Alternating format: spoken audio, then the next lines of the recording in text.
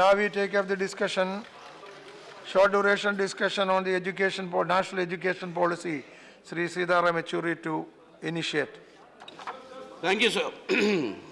Sir, I'm initiating a debate which I consider it has a very, very grave implications for our entire future and the potential of our country, to realize the potential of our country. Education policy or the education system is the foundation which defines the character of a country. It defines the character of a nation. When we, the people, gave ourselves this constitution, we defined the character of the Indian Republic as a secular democratic republic. That is the values and the character that the education system should nurture and should strengthen, number one. Number two, the education policy has got to do with... Sir, will you please stop the No, please. interministerial consultations? Please. Sit down and talk. No, please. No, please. Okay, you proceed. Secondly, sir, Proceed. the education policy also defines the manner in which we are able to realize the potential of our country. And that potential is got directly related to the demographic dividend that we have today. 54% of our country's population is below the age of 25. And if this youth is properly nurtured, properly educated, properly and given a healthy life, and employment opportunities are created, nobody can stop India from becoming a better India than what we have today. And that potential that is inherent in us, to realize that, the education policy is got a very important bearing. So keeping this in mind, sir, instead of strengthening the character of our country as enshrined in our constitution, a secular democratic republic, what we have in this draft that has now been circulated by the HRD, this draft actually contains a prescription for, I would say, 3 C's. That is centralization, commercialization, and communalization. And these 3 C's are the running thread of this entire draft, if you examine it. And this potential that I'm talking of today cannot be achieved unless you have a universalization of education. Briefly, sir, go back to the history of all the developed countries in the world today. There's not a single developed country in the world today where the school education is not universal, where you do not have neighborhood schools.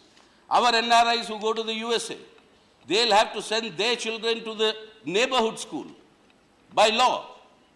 And unless you have that universalization of education, go back to the foundations of the United States of America, since you're so fond of that country. Thomas Jefferson, when he was the president, he had the vision of the rising bourgeoisie. At that point of time, there was a whole debate on public education versus why should government spend so much money on education.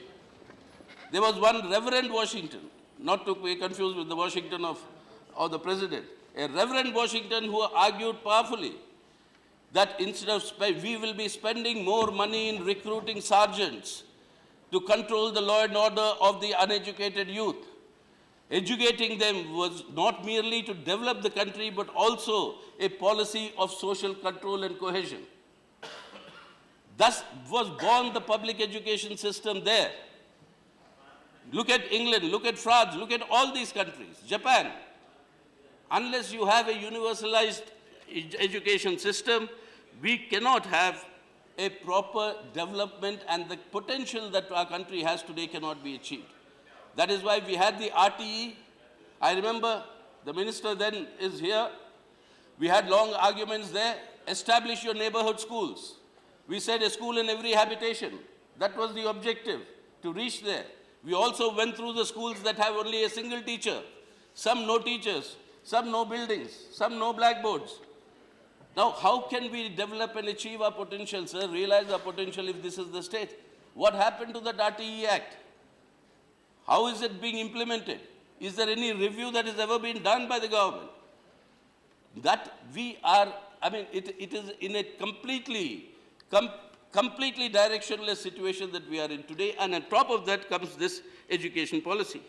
We have today, sir, unfortunately, one of the lowest literacy levels in the world. Officially, we say that 86% of our youth, that is 15 years and above, are literate. And below that, you say they are only 69.3%. That is a very, very disturbing thing. At lower ages, your literacy rate is lower. But then even what are the standards of that literacy? We have seen, you have been reading the newspapers, we have all been reading.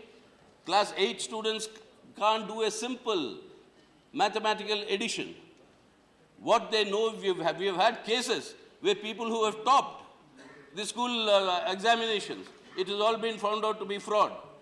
And that happened through cheating. There is no real examination. It is all pass. Or That is not the whole pass. So, sir, you know the standards of that education. Even with this low literacy rates, the standards are also abysmal.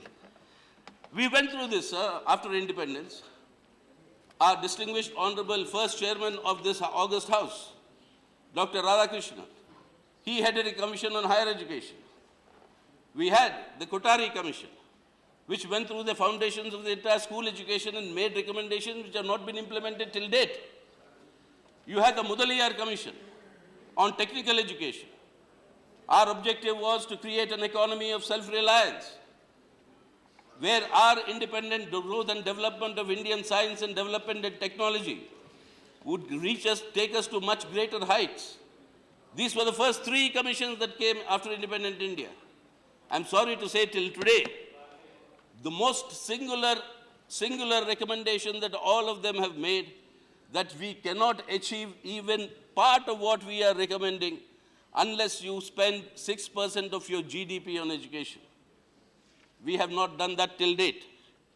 We have not done that till date, and that needs to be done.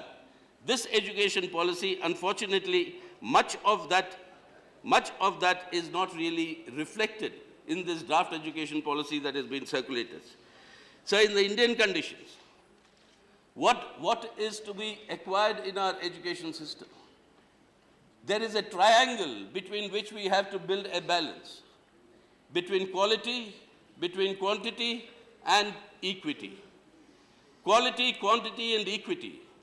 That triangle, how you balance that, that defines our education, the strength of our education system and its potential in actually creating the character of our people and the character of the country, and also allowing us to realize our own potential. And in all these 3 aspects, what do we see today? Instead of going for a balance between these 3, what we have today is an unbridled privatization. 62% of our students today in higher education are in private institutions. School education, there are reports that government schools are saying there are no students, therefore it's being closed down. Why are there no students? Quality of education there. The teachers, are they even paid or not?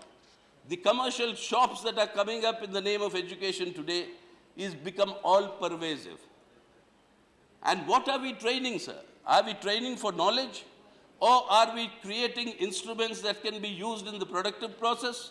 Which is correct. They should be used in the production process. Education should be job related.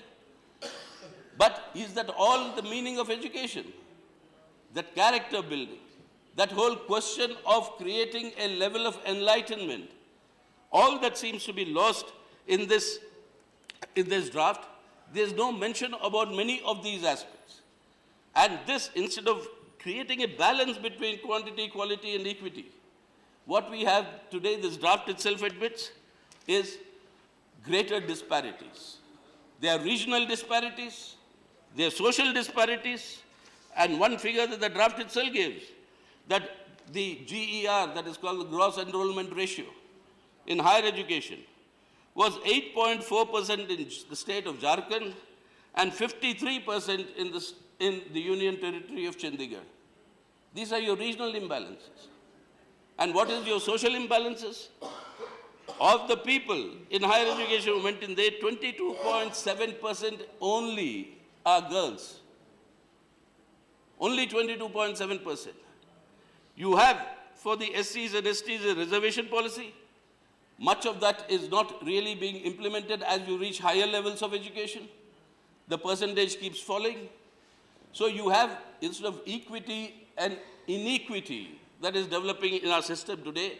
And on top of it, if the government continuously abdicates from its responsibility, what does this education policy here say? I quote from it, sir.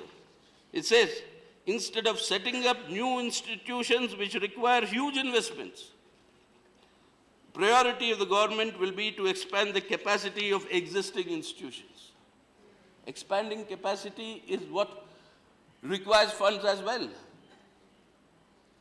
And if you really want to truly, expand facilities, there's very marginal difference between setting up a new one and expanding the existing ones. But if you argue that we have no funds, therefore we won't do it, and therefore privatize, what is happening? These commercial shops are coming up, and we have seen what sort of education that they are delivering. So instead of this, what we have today is this sort of a centralization that is coming up. And here I want to bring to the notice of this august House and through you to the government that this education policy draft that was circulated is actually a complete lift from a straight lift from the RSS document presented at the international conference on the new economic education policy at Amarkantak on the 12th, 13th and 14th of July. This is the facsimile of that. And the education policy draft, this is the facsimile of that. This is the exact lift of this RSS document. The communalization that I was talking about, centralization, commercialization and communalization. This is the communalization, sir, that is taking up where the bottom of the pyramid of these 4 stages, the bottom is what is called your Vedic worldview or Vedic education. I'll come back to the Vedic education point a little later. But the question is, you're talking of today, the 21st century, you're talking of an emerging India, you're talking of India becoming a global power, you're talking of India attaining much greater heights. And instead of modernizing your thing according to your present technological levels in our country, where are you taking this country to and what are you attempting to teach? You are converting the study of history into the study of Hindu mythology. You're converting the study of Indian philosophy, a very rich tradition of Indian philosophy. You're converting that study of Indian philosophy, instead of developing it further, you are reducing it to Hindu theology. History is mythology. Your philosophy is your theology. What is the future that you have today? And if this is what you want to do, and on top of this are recommendations about administration of institutions of higher education. We have seen what happened with JNU. We have seen what happened in the Hyderabad Central University, and where the Dalit students are targeted for attack. We have seen Allahabad, we have seen Jadavpur. Now you see the Tata Institute of Social Sciences in Bombay. You've seen the IIT in Chennai. You've seen the Film Institute. What is this government doing today, sir, with this entire process of communalization of education that is taking place? Can you reduce our students today in university to saying that they're anti-national? Remember, sir, when we became independent, the first Prime Minister of this country went to his alma mater, that is the Allahabad University, for a convocation. And in that convocation address, he defines what is a university, what is the vision of modern India after we became independent. I quote Jawaharlal Nehru. He says, a university stands for humanism, for tolerance, for reason, for the adventure of ideas, and for the search of truth. It stands for the onward march of human race towards even higher objectives. If universities discharge their duties adequately, then it is well with people and the nation, unquote. If universities can discharge their responsibilities adequately, it's well with the country and the nation. How are we treating these universities? That administration of universities, the University Grants Commission that is there, that is wants to be replaced by what is called an Education Commission or some collection of individuals who will keep advising the government. The whole structure of administration of higher education, school education, technical education, that is being revamped in order to centralize it. And remember, education is in the concurrent list. That moved to the concurrent list during the period of internal emergency. It was a state subject earlier. And without consultation of all these states that are involved, this sort of a centralization that is taking place is something that is unacceptable. So therefore, sir, this emphasis on Vedic education that you were talking of. Fine, sir, but please understand, we have Aryabhattas, we have tremendous advances in our ancient civilizational sciences. We are the ones who discovered the value of zero. I've said this once before. Somebody has written a book, a French intellectual, calling zero the biography of a dangerous idea. Charles Seif. I've quoted this earlier. I really seriously recommend it should be read. What is dangerous in the sense, just think of it, they conceive of nothingness, conceive of the void. And in conceiving that void, our Greeks who developed the entire geometry, the Euclidean geometry, they were aghast. They actually campaigned against the zero, saying that there can be nothing called a zero, because on the left side of the zero, if you go into the numerical order, it becomes minus. How can you have minus 1 foot of land? How can you have minus 2 feet of land? But we gave that conception that zero is zero, but zero can never exist independently. Zero can only exist if it coexists with the infinite, the infinity. And that is the genesis of your calculus. That's the genesis of your calculus, where you tend to zero at one end, you tend to infinity on the other. And sir, we gave this to the world. But then, why did all this stop after the 6th century AD? Think about it. When the re-emergence or the reassertion of the Brahminical order came up here, that universality of education that allowed the flowering of such ideas, that was all confined into your caste system. Ekalavya, a classic example, that you cannot have educated people belonging to the lower caste. Once you restrict that, once you bring in a disorder, a social disorder in terms of knowledge, growth, and accessibility, you get restricted. And that is exactly what happened. All the advances that we have made in our ancient past mainly have been when the reigning religion was Buddhism, which gave greater tolerance and greater universality. Once you bring back this caste-oriented order, you restricted that, and that is exactly what wants to be resurrected today.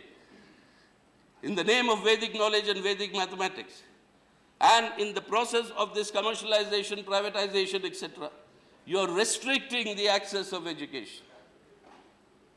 If the 60-odd youth, 60-odd crores of youth, or 80-odd now, with our population growing, if all of them are exposed to this knowledge, all of them have the accessibility to this knowledge, then, sir, nobody can stop my country from becoming the leader of the knowledge society of the world. But this education policy denies us that opportunity. And that is why I say, please, learn from the past, and go through the entire, if you want to go through the education of, history of education, you start with Vedic knowledge, Vedic training, Gurukuls, and then you come to Macaulay's, post-Macaulay. In between, you have a wealth of these things for 3 centuries, no, if not 4. 4 centuries, you have the Kushan dynasty, from Central Asia to China, Kanishka, was emperor of that Kushan dynasty. What happened in those 4 centuries? What was all that was accumulated by us? What happened subsequently? The Mughal education system, the Macaulay's education system, creating men who think like the English, who will eat and have those social habits so that the demand for the English products can grow, and create people who can run this country for England, for their power and for their accumulation of capital, for their industrial revolution. This country, sir, from this place, Britain controlled from Aden in Africa to Auckland in New Zealand. That whole empire was run by us. But all this was product of that education system. We have inherited all that. Now change it for the better. So don't go back to the hark back to the old values. Imbibe the best of all of that. Imbibe the best of all of that, but be modern and please go ahead. And if you want Vedic knowledge, let me give you one example, sir, before I end. I hope many of you would have read the Chandogya Upanishad.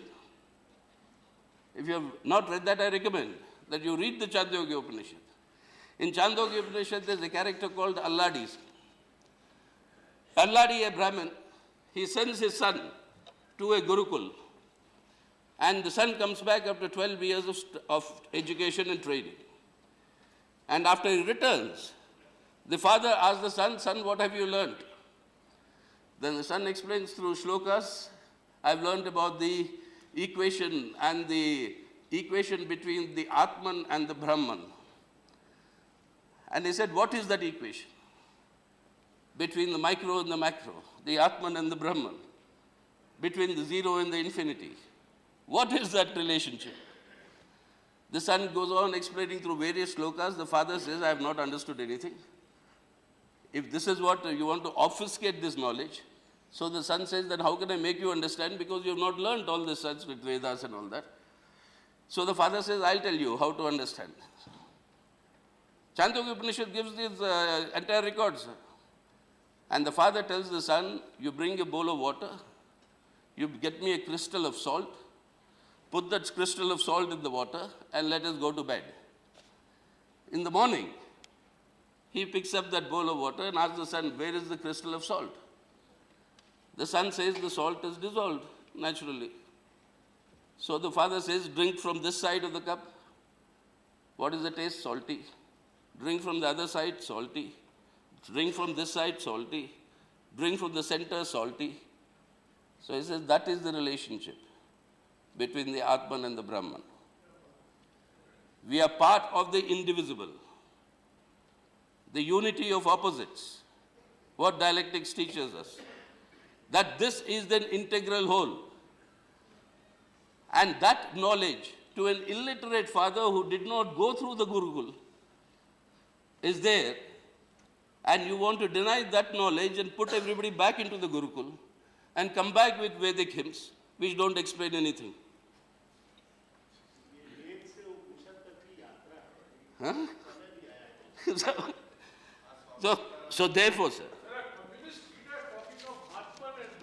Yeah, and Upanishad. Why, sir? As a communist leader, I talk of the zero and the infinity. Yeah. I talk of the Atman and the Brahman.